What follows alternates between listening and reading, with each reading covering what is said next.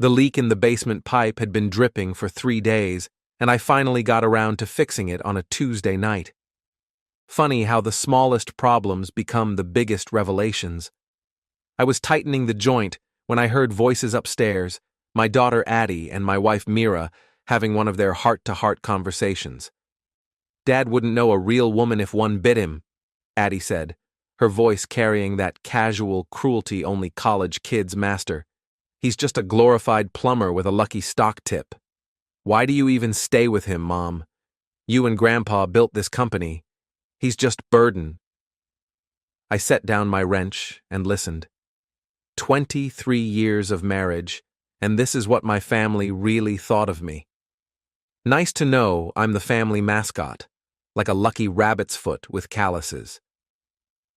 "Your father has his uses," Mira replied, her voice that familiar ice-cold tone she reserved for business calls. "But you're right. Tomorrow's launch dinner will show everyone what Anderson Holdings is really capable of. 50 million in valuation, and we did it without his help." I finished the pipe repair in silence. Corbin Findler, the glorified plumber. The man who built the electrical contracting business from nothing, who invested smart, who put his wife through law school. Burden. The next evening, I stood in the corner of the grand ballroom at the Riverside Hotel, watching Mira work the room like she owned it, which, according to the paperwork, she mostly did. Anderson Holdings was her baby, co-founded with her father, Gareth Anderson, 3 years ago.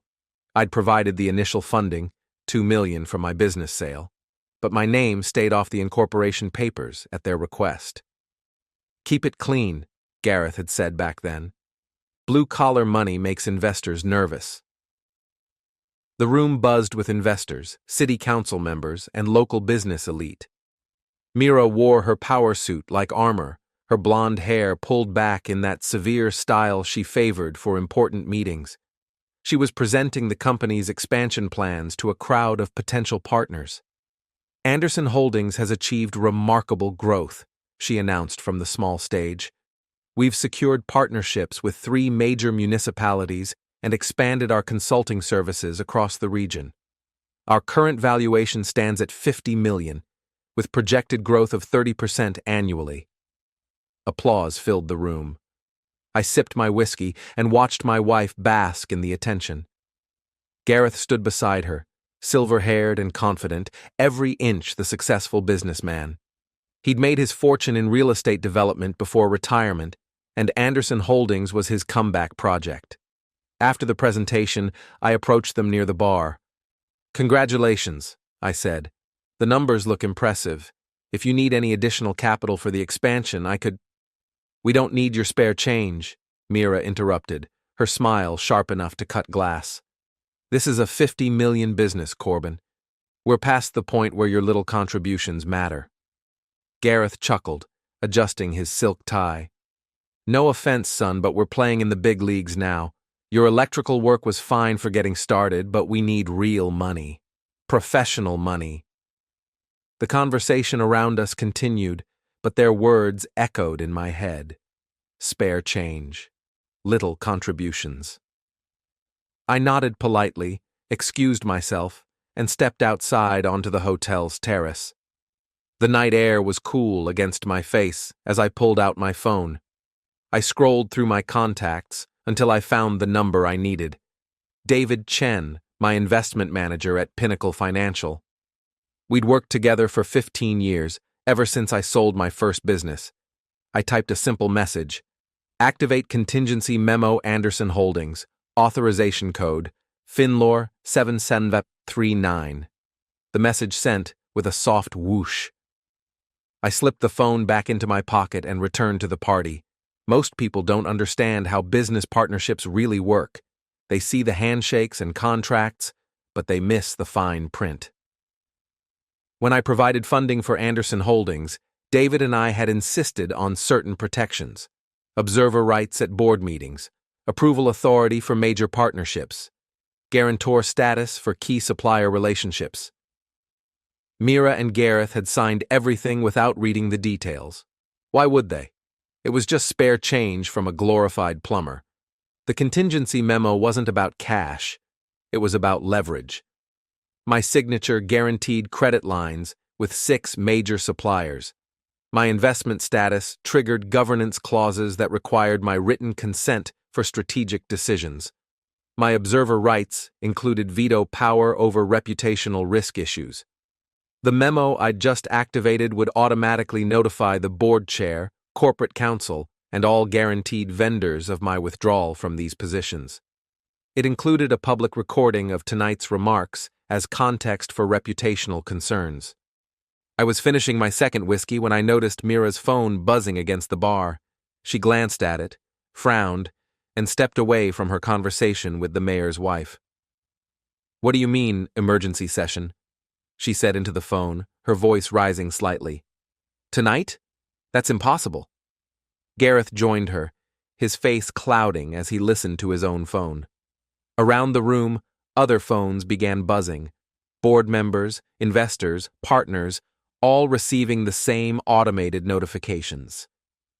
"Ladies and gentlemen," the hotel manager announced, "the Anderson Holdings Board has requested use of the conference room for an urgent meeting. The celebration will continue here."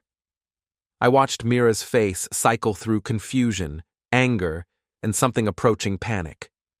She searched the crowd until her eyes found mine across the room. I raised my glass in a small salute. The rules were clear. Any emergency board session required written consent from all major stakeholders. As guarantor of their key partnerships, I qualified. As observer with veto rights, my approval was mandatory. My phone buzzed with a text from Mira. "What did you do?" I typed back. "Withdrew my spare change. Good luck with your big league meeting." 20 minutes later, I watched through the hotel's front windows as Mira, Gareth, and 3 board members huddled around a conference table. Phones pressed to ears, laptops open, papers scattered. The $50 million valuation presentation lay forgotten on the podium behind them. I paid my bar tab and walked to my truck. The night was clear, stars visible despite the city lights. My phone buzzed with more texts, angry messages from Mira, concerned calls from board members, urgent voicemails from corporate counsel. I ignored them all and drove home to my empty house in the suburbs. The same house Mira had called embarrassingly middle class when we'd bought it 15 years ago. The same house she'd refused to renovate because it wasn't worth the investment. In my study, I poured another whiskey and opened my laptop. David had already sent the confirmation. All partnerships suspended pending resolution, supplier credit frozen, governance review initiated. Anderson Holdings' expansion plans were effectively on hold until I provided written consent to proceed. My phone rang. Mira's name appeared on the screen. "You bastard," she said when I answered. "Do you have any idea what you've just done?" "I withdrew my spare change," I replied calmly. "Isn't that what you wanted?" "This is sabotage, corporate interference. I'll have you arrested." "For exercising my legal rights as guarantor. Good luck with that." The line went quiet, except for her breathing. When she spoke again, her voice was different, calculating instead of angry. "What do you want, Corbin?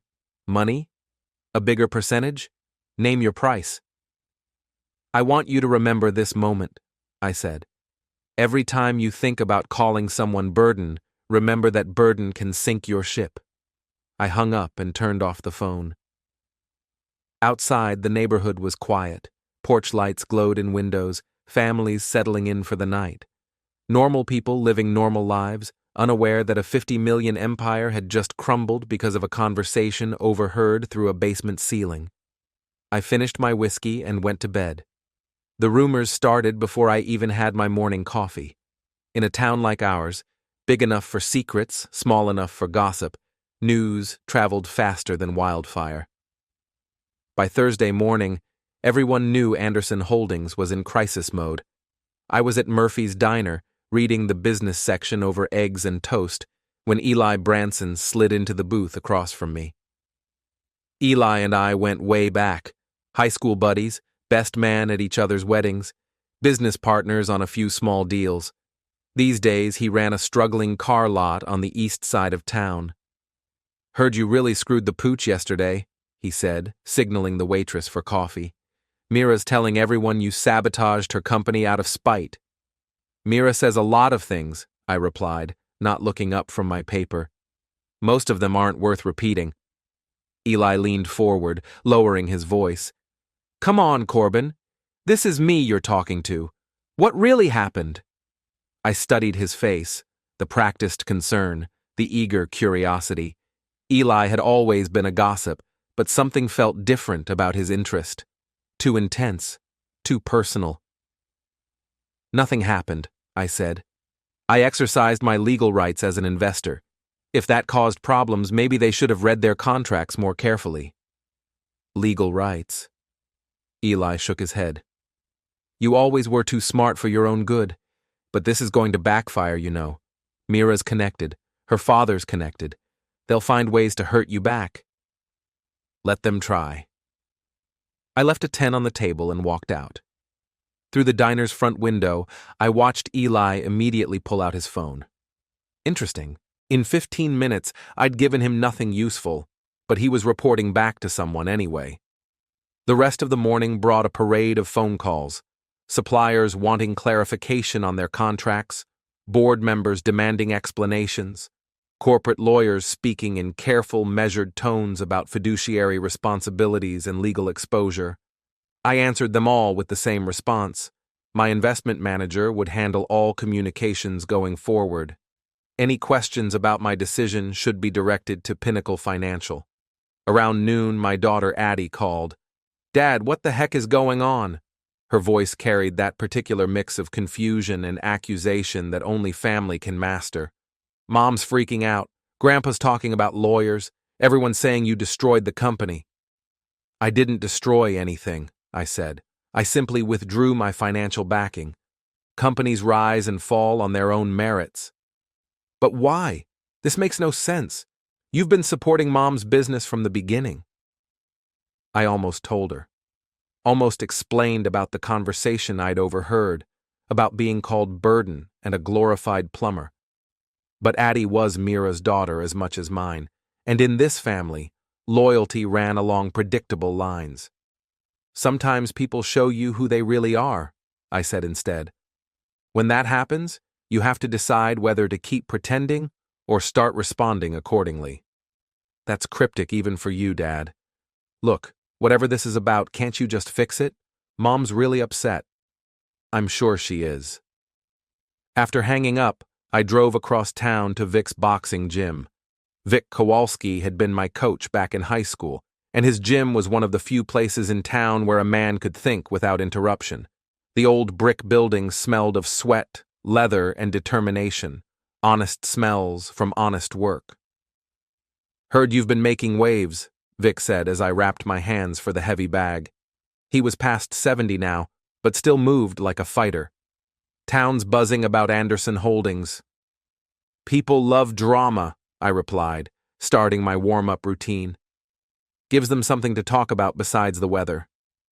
"Mira came by yesterday," Vic continued, wiping down equipment. "Looking for you?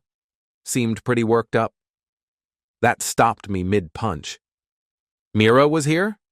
"Yep, with that Branson fellow and some woman I didn't recognize. Blonde, expensive clothes, talked like a lawyer. They wanted to know about your schedule when you usually come in." I resumed hitting the bag, processing this information. Mira had never set foot in Vic's gym before. She considered it beneath her social status, too working class, too rough around the edges. But yesterday she'd shown up with Eli and a mystery woman, asking about my routines. "What did you tell them?" "Nothing useful," Vic grinned. "Told them you were unpredictable. Sometimes here in the morning, sometimes evening, sometimes not at all. Seemed to frustrate them." I spent an hour working the bags, thinking through the implications. Mira was gathering intelligence, building some kind of strategy. The question was whether she planned to attack my reputation, my business, or something more personal. The answer came that evening when I stopped at Riverside Tavern for dinner. The place was crowded with the usual after-work crowd. City employees, construction workers, small business owners, people I'd known for years. But tonight, conversations stopped when I entered. Heads turned, whispers followed. I took a seat at the bar and ordered a burger and beer. "Rough week?" asked Tommy, the bartender. We'd gone to high school together. "No worse than usual." "Heard different? Heard you're in some kind of war with your wife's company." Before I could respond, a voice called out from across the room. "Hey, Corbin, how's the sabotage business treating you?" Laughter rippled through the crowd. I turned to see Jake Morrison, a local contractor who'd lost several bids to Anderson Holdings over the past year. "Wouldn't know," I replied evenly. "I'm in the investment business." "That what they're calling it now?" Jake stood up, emboldened by alcohol and audience. "I heard you tanked your own wife's company because she wouldn't let you play in the big leagues." More laughter. I sipped my beer and waited. "Must be embarrassing," Jake continued. "Being married to a woman more successful than you. I guess some men can't handle that." The room went quiet. Everyone knew Jake was pushing boundaries, but they also knew he was saying what others were thinking. In a town where reputation mattered, being seen as petty or vindictive could destroy a man's business prospects. I stood up slowly, left money on the bar, and walked toward the door. As I passed Jake's table, I stopped. "You're right about one thing," I said quietly. "Some men can't handle successful women, but I'm not one of them. I married a woman I thought was successful. Turns out she was just good at spending other people's money."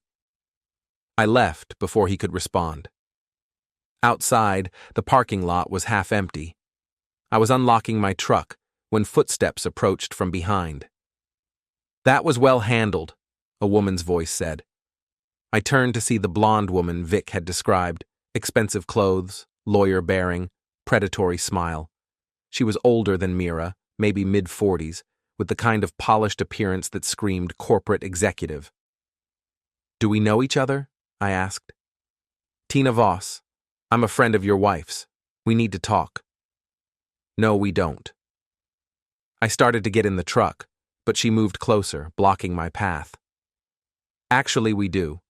See, I know what you're really up to, Corbin. This isn't about business or investments or wounded pride. This is about control. You can't stand that Mira doesn't need you anymore. Lady, I don't know you, and I don't care what you think you know. I know you've been following Mira. I know you've been asking questions about her schedule, her meetings, her personal life. That's stalking, legally speaking." Something cold settled in my stomach. "I haven't been following anyone." "Really?" "Because I have photos that suggest otherwise. Time-stamped photos of your truck outside her office building. Outside the restaurant where she had lunch with investors. Outside the hotel where she met with potential partners." I stared at her, mind racing. Someone had been following Mira and making it look like me. Someone with access to my schedule, my vehicle information, my routines. "What do you want?" I asked. Tina smiled. "Simple. Drop your opposition to Anderson Holdings, restore the partnerships, release the supplier guarantees, and this all goes away. Keep playing games, and those photos end up with the police." She handed me a business card and walked away, her heels clicking against the asphalt. I watched her get into a black BMW and drive off into the night. The card read, "Tina Voss, Senior Partner, Voss and Associates Human Resources Consulting." I sat in my truck for a long time, staring at that card and thinking about the web being woven around me. Mira, Eli, and now Tina, all working together to pressure me back into line. All convinced they could manipulate me into submission. They were about to learn how wrong they were. Friday morning brought rain and a new level of escalation. I was reviewing supplier contracts in my home office when the doorbell rang. Through the window, I could see a police cruiser in my driveway. Officer Janet Mills stood on my porch, looking uncomfortable. We'd known each other since high school. She'd married my cousin Danny before he shipped out to Afghanistan. "Morning, Corbin. Sorry to bother you, but I need to ask about some complaints we've received. What kind of complaints? Harassment allegations. Someone filed a report claiming you've been following your wife, taking photos, making threats. I invited her inside and poured coffee while she explained. Anonymous tips about my truck being spotted at various locations, witness statements about suspicious behavior, photos allegedly showing me conducting surveillance. The thing is, Janet said, studying her notes, the timeline doesn't make sense. These sightings have you in 3 different places at the same time yesterday. Either you've learned to teleport, or someone's playing games. Someone's definitely playing games. I showed her my phone's location history, my credit card receipts, and the security footage from Vic's gym. For every alleged sighting, I had alibis. Janet took notes and shook her head. Whoever's doing this isn't very good at it, she said. But they're persistent. You might want to be extra careful about documenting your whereabouts for a while. After she left, I called David Chen at Pinnacle Financial. The pressure's increasing, I told him. They're trying to frame me for harassment now. Not surprising, David replied. I've been getting calls from their lawyers all morning. They're threatening lawsuits, regulatory complaints, even criminal charges. Someone's very desperate to get those partnerships restored. How desperate? Desperate enough to offer triple the original investment amount if you'll sign a release and walk away quietly. I considered this. Triple my original investment would set me up for life. I could take the money, move somewhere warm, and let Mira have her empire. Counteroffer, I said. They can have their partnerships back when they publicly acknowledge my contributions to the company's founding and success. Full disclosure in their next investor presentation. That's all? Just acknowledgement? That's all. David was quiet for a moment. Corbin, they'll never agree to that. Acknowledgement implies equality. It undermines their narrative about building this from nothing. Then I guess we're at an impasse. That afternoon, I drove to the industrial district to check on some rental properties I owned. 3 small warehouses, nothing fancy, but they generated steady income from local businesses. I was inspecting a loading dock when Eli Branson's car pulled up. He got out slowly, hands visible, like he was approaching a dangerous animal. We need to talk, he called out. No, we don't. Yes, we do. This has gone far enough, Corbin. You're hurting innocent people. I laughed. Innocent people? That's rich, coming from you. Eli moved closer, his face flushed with anger or embarrassment. Look, I know you're upset about Mira. I know you feel left out. But destroying her company won't fix your marriage. My marriage was over the moment she decided I was burden. The company is just business. It's not just business, Eli exploded. There are employees depending on those contracts, families with mortgages and car payments and college funds. You're playing God with people's lives. Something in his tone made me look at him more carefully. The desperation, the personal investment in Anderson Holdings' success. The way he'd been gathering information, reporting back to Mira and Tina. How much do you owe them? I asked. Eli's face went pale. What? Anderson Holdings. How much money do you owe them? Is that why you're so invested in their success? He started to deny it, then stopped. His shoulders sagged in defeat. 200,000, he said quietly. My car lot was failing. Mira offered to help, a private loan through Anderson Holdings. But if the company goes under, you lose everything. Everything. The lot, my house, my kids' college funds. Mira said she'd call the loan if you don't restore the partnerships. I felt a mix of anger and pity. Eli wasn't just Mira's ally, he was her hostage. She'd used his desperation to buy his loyalty, then deployed him as a weapon against me. When did the loan happen? I asked. 6 months ago, right after you refused to invest more money in the expansion. The timeline clicked into place. Mira had asked for additional funding, I'd declined pending a business plan review, and she'd immediately found another source. My source. Money from a company I'd helped capitalize, loaned to my best friend without my knowledge. Did you know? I asked. When you took the money, did you know it came from my investment? Eli couldn't meet my eyes. I suspected. But I was desperate, Corbin. The lot was 3 months from bankruptcy. My kids were talking about dropping out of college to help with expenses. When Mira offered a solution, you took it. I took it. We stood in silence for a moment, two middle-aged men facing the wreckage of a friendship destroyed by financial desperation and manipulation. I can't help you, I said finally. Even if I wanted to restore those partnerships, it wouldn't matter now. Too many people know about the governance issues.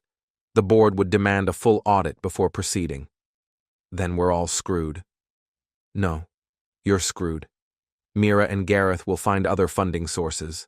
They always do. But you'll lose everything because you trusted the wrong people. Eli got back in his car without another word. I watched him drive away, feeling something I hadn't expected, sympathy. He'd been played as thoroughly as I had, just with different stakes. That evening, I was having dinner at home when my phone buzzed with a text from an unknown number. Check your email. Time to end this. The email contained a single attachment, a video file labeled Corbin Finlore Evidence.mp4. I opened it with growing dread. The video showed a man who looked like me sitting in a truck outside Anderson Holdings' office building. The figure was partially obscured by shadows and distance, but the truck was definitely mine. Same model, same color, same license plate. Except I'd never been to that location on the date shown in the timestamp. I called David immediately. They've escalated to fabricated evidence, I told him. Professional quality surveillance video that puts me somewhere I've never been. How professional? Professional enough to fool a jury if it gets that far. David was quiet for a long moment. Corbin, maybe it's time to consider their offer. Take the money and walk away. This is getting dangerous. No, they want to play dirty? Let's see how dirty they're willing to get. I hung up and opened my laptop. If Mira wanted to wage war with fabricated evidence and financial manipulation, she was about to discover that two could play that game. I started by researching Tina Voss and her consulting company. Public records, business filings, client lists, professional associations. What I found was interesting. Voss and Associates had been involved in 3 major corporate takeovers in the past 5 years, always representing the acquiring party, always specializing in reputation management and executive transition services. Translation: corporate hit woman. Next, I dug into Anderson Holdings' recent financial filings. The $50 million valuation Mira had touted was based on projected revenues from contracts that hadn't been signed yet. The actual current value was closer to $12 million, and that included my original investment.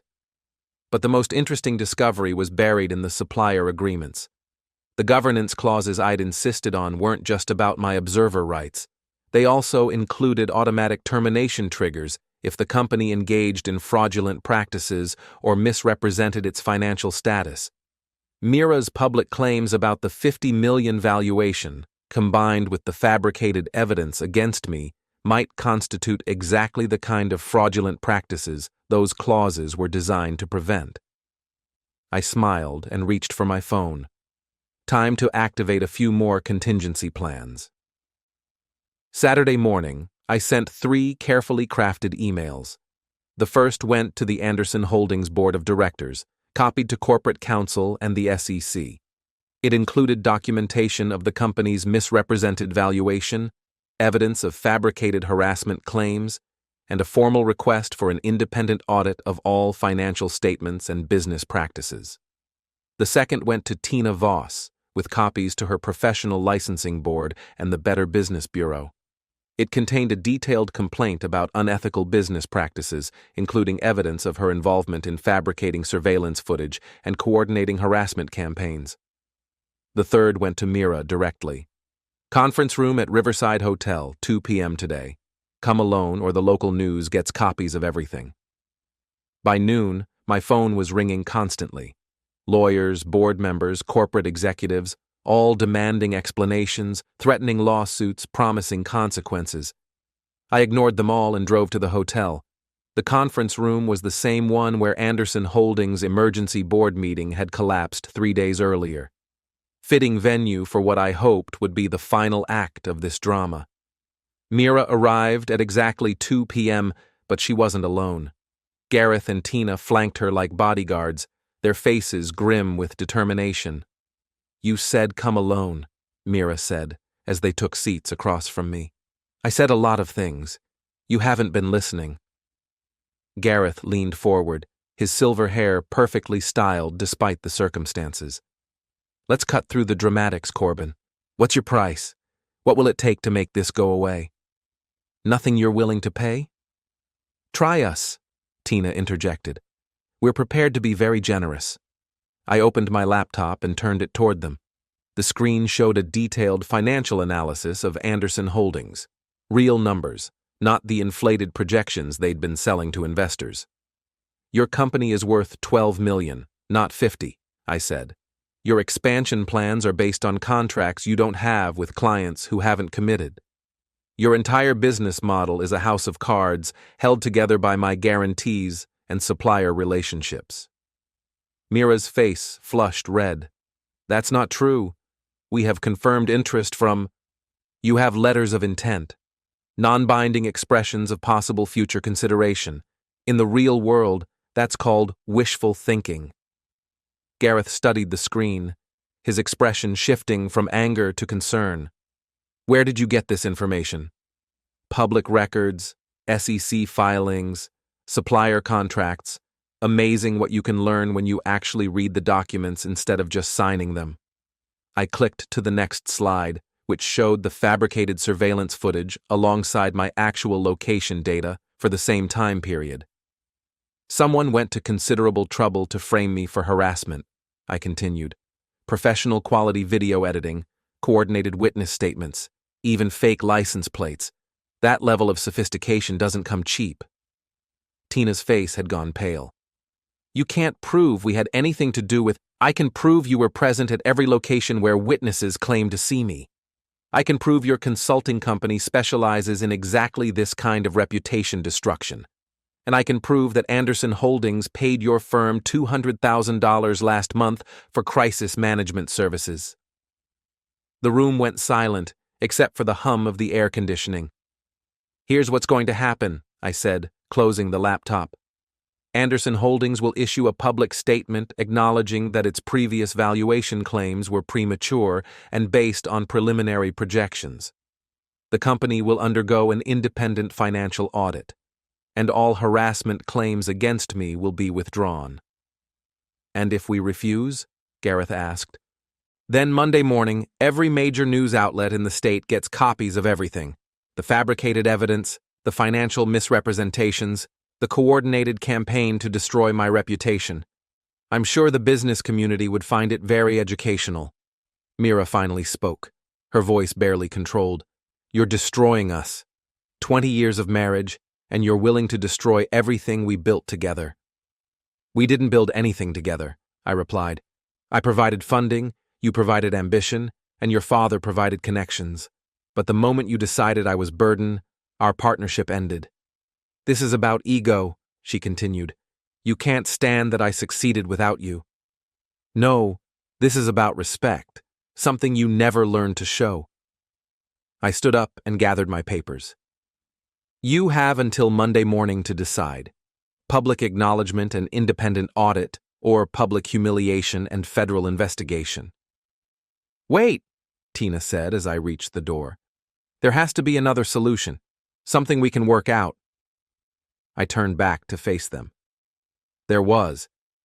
3 days ago, you could have simply said thank you when I offered to help. You could have acknowledged that my contributions mattered. Instead, you chose to call it spare change and laugh at my expense. "We didn't mean," Mira started. "You meant every word, and now you're facing the consequences." I left them in the conference room and walked through the hotel lobby. Outside, the afternoon sun was breaking through the clouds, casting long shadows across the parking lot. My phone buzzed with a text from David. "Board meeting called for tomorrow morning. They're going to try to remove you from all agreements." I typed back, "Let them try. Make sure you record everything." Sunday evening, I was grilling a steak on my back patio when Addie's car pulled into the driveway. She came through the back gate, looking tired and confused. "Dad, what's happening? Mom's been crying for 2 days. Grandpa's talking about bankruptcy. Everyone's saying you're trying to destroy the family." I handed her a beer and gestured to the patio chair beside mine. "Your mother and grandfather made some poor business decisions. Now they're dealing with the consequences." "But why won't you help them? You've always helped before." "Because they made it clear they don't want my help. They want my money, but not my involvement. There's a difference." Addie was quiet for a moment, picking at the label on her beer bottle. "Is it true what Mom said? About you following her around? Taking pictures?" "No. Someone else was doing that and making it look like me." "Why would someone do that?" "To pressure me into giving them what they want. When people get desperate, they do desperate things." "Are you and Mom getting divorced?" The question hung in the air between us. I'd been avoiding thinking about it, focusing instead on the business warfare and reputation battles, but the truth was unavoidable. "Probably," I said. "Some things can't be fixed once they're broken." Addie started crying then, not the dramatic tears of a teenager, but the quiet sobs of a young woman watching her family disintegrate. I put my arm around her shoulders and let her cry. "I'm sorry you're caught in the middle of this," I said. "None of this is your fault." "I said those things about you," she whispered. "That night before the dinner. I called you burden and said Mom should leave you." "I know. I heard. I didn't mean it. I was just trying to sound sophisticated, like I understood business. I'm so sorry, Dad." "Apology accepted, but your mother did mean it. That's the difference." We sat in silence as the sun set behind the trees. Tomorrow would bring the board meeting, the final confrontation, and whatever consequences followed. But tonight, I had my daughter back, and that felt like a victory worth savoring. Monday morning arrived gray and cold, matching my mood as I drove downtown to the Anderson Holdings offices. The board meeting was scheduled for 9 a.m., and I intended to be there early. David met me in the parking lot, carrying a briefcase full of documents and recording equipment. "They're planning to vote you out of all agreements," he said, as we walked toward the building. "Complete severance of the partnership, forfeiture of observer rights, release of all guarantees." Can they do that legally? They can try. But the original contracts require unanimous consent for major changes, and you're considered a major stakeholder. They need your signature to remove you. Which they're not getting. The Anderson Holdings offices occupied the top floor of a downtown high-rise, all glass walls and expensive furniture designed to impress clients and intimidate competitors. Mira had spared no expense creating the perfect corporate environment. The boardroom was already full when we arrived. Gareth sat at the head of the table, flanked by 3 other board members I recognized from the launch dinner. Mira occupied the seat to his right, her face composed, but her hands trembling slightly as she shuffled papers. Tina Voss stood near the windows, talking quietly into her phone.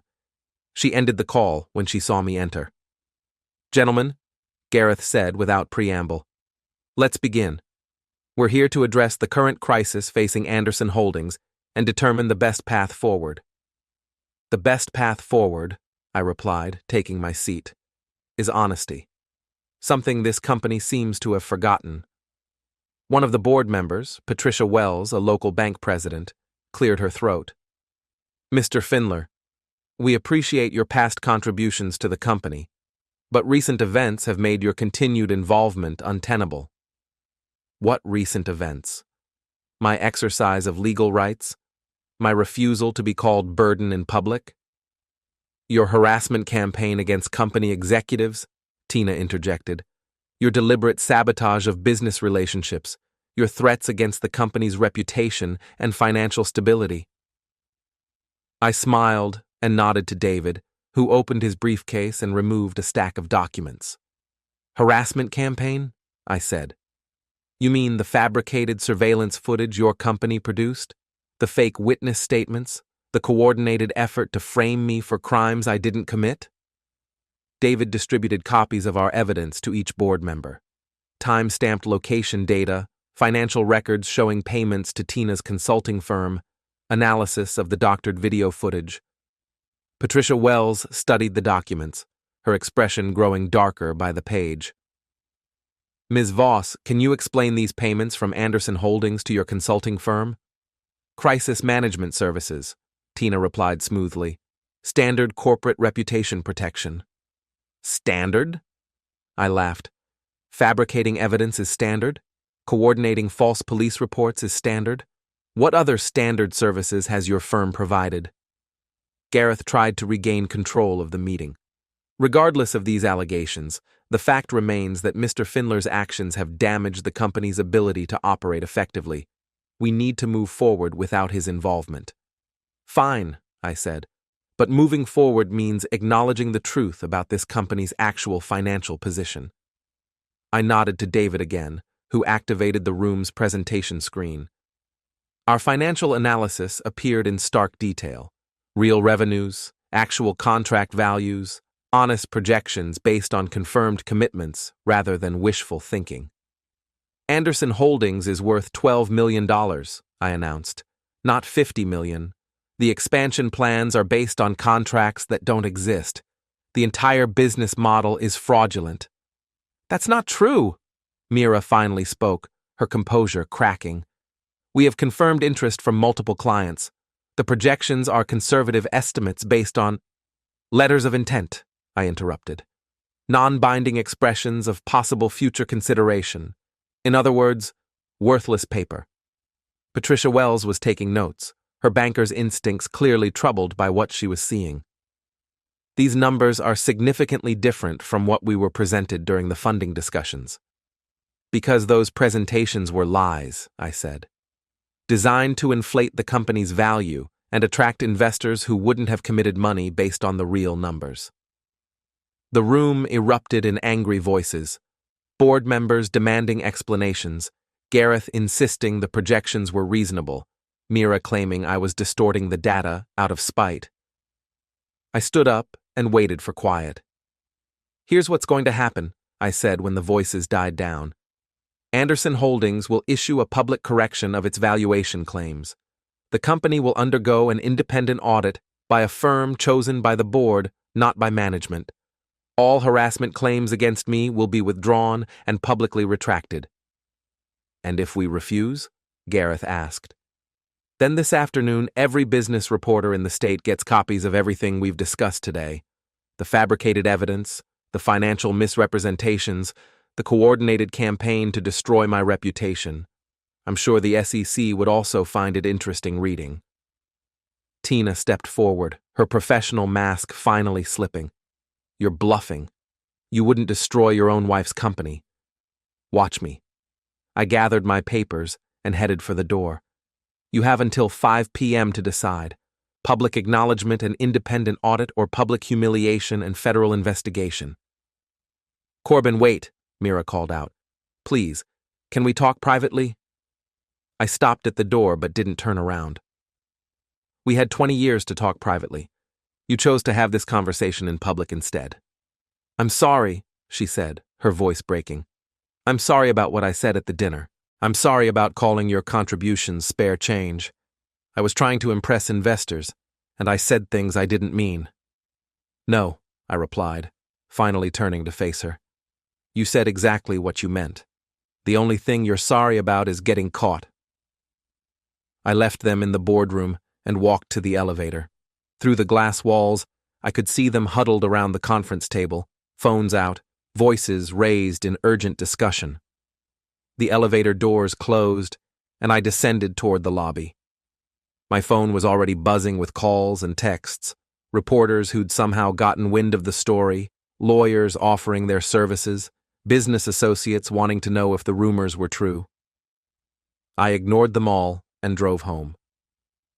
That afternoon, I sat in my study with a glass of whiskey and waited.